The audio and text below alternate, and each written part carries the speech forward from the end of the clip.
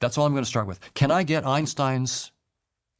that the speed of light is the same in all inertial frames? That if I'm on a train and I flash flash a light bulb, flash a light, that it will go at the speed of light even for someone who's on the train going at half the speed of light? And I discovered just in the last 3 or 4 months that the answer is yes, I can do it.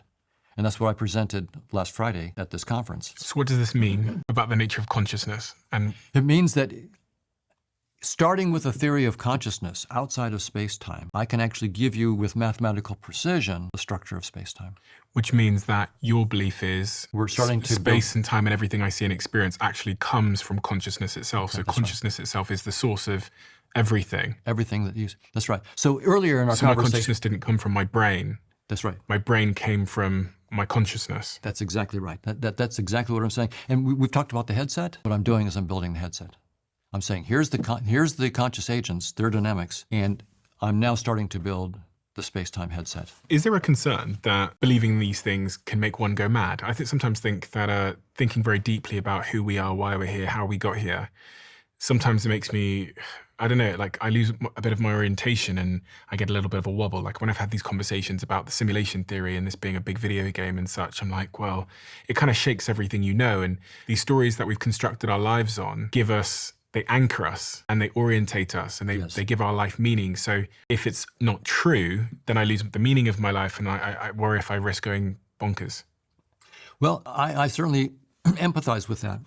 And that's also what happens also in the meditation process. It also leads me to have to face all sorts of emotional stuff.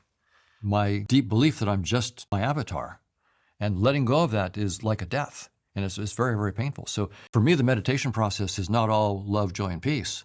A lot of it is deep, kind of it's a death of an illusion, but it feels like a real death to me. But now here's the positive side. Here's the upside. I'm proposing that science is got the tools, if we assume consciousness is fundamental, to step entirely outside of space-time and do serious mathematics and show how space-time is built as a headset. And this means we're opening up a realm of new technologies that are going to make everything that we've done in science and technology so far seem trivial.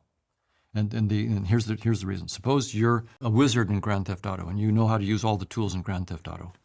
That's fantastic. It's really good. You can drive your car from A to B faster than anybody can do. But now if you're the software engineer who knows how Grand Theft Auto has been, because you wrote the code, you know it. You can do miracles. You can take the wizard's car and take the air out of their tire, just like that. You can take the gas out of their tank. You can take their car and move it from A to B instantly.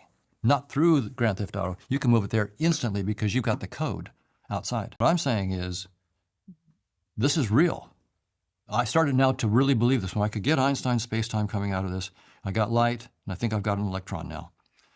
I think we're reverse engineering the headset, and the technologies that are about to come out of this will make everything else seem like firecracker, because we're now getting to a deeper layer outside of the headset. We're not wizards inside the headset.